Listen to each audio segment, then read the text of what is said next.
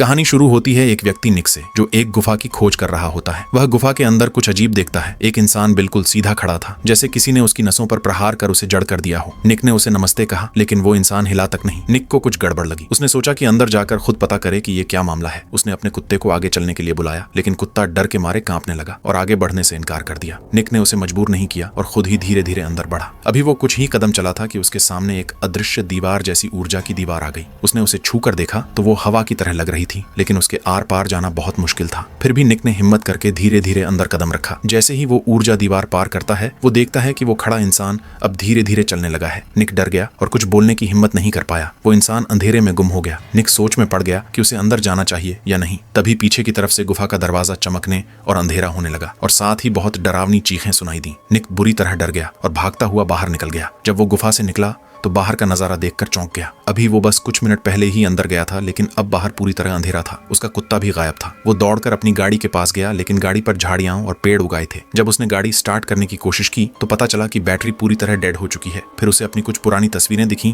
जो अब पीली पड़ चुकी थीं, जैसे कि सदियों बीत गए हों। इसी दौरान उसे पास में एक और ऑफ रोड गाड़ी दिखाई दी। उसमें से एक बैग निकला और यह बैग निक के एक स्टूडेंट का था। अब निक को समझ आ गया कि उसके स्टूडेंट्स भी शायद उसे ढूंढते हुए यहाँ आए थे और शायद गुफा के अंदर चले गए थे। इसलिए निक फिर से गुफा की ओर लौटा, इस बार अपने साथ बहुत सारे फ्लोरोसेंट स्टिक्स लेकर। उसने उन्हें रास्ते में गिराना शुरू किया ताकि वापसी का रास्ता मिल सके। लेकिन जब वो फिर से ऊर्जा दीवार के पास पहुंचा तो देखा कि स्टिक हवा में तैर रही थी। जैसे ही स्टिक उस ऊर्जा दीवार को पार करती, वो नीचे गिर जाती। बाहर फिर से अजीब लाइटिंग हो रही थी, लेकिन इस बार निक पीछे नहीं हटा, क्योंकि उसे अपने स्टूडेंट्स को बचाना था। अब कहानी की पृष्ठभूमि खुलती है। निक एक यूनिवर्सिटी में आर्कियोलॉजी का प्रोफेसर था। वो अक्सर पहाड़ों और जंगलों में अपने परिवार को ढूंढने के लिए जाता था। सालों पहले उसके माता पिता और बहन बुलाओ स्प्रिंग नाम के एक पवित्र झरने की खोज में गए थे, जहाँ का पानी पीने से अमृता मिलती है। तब से उनका कोई पता नहीं चला। इसी तलाश में निक को पहाड़ के नीचे अपने माता पिता की गाड़ी मिली, जिसमें एक फैमिली फोटो भी थी, और उसी के पास उसे ये रहस्यमयी गुफा मिली। निक के स्टूडेंट्स को जब ये पता चला तो वो भी उसकी मदद के लिए वहां पहुंच गए। उन्होंने अपने साथ 2 छोटे बच्चों को भी लिया और उस जगह पर पहुंचे जहां प्रोफेसर की गाड़ी खड़ी थी। वहां उन्हें एक रस्सी दिखी जो गुफा की तरफ जा रही थी। वे सब उस रस्सी के सहारे अंदर गए।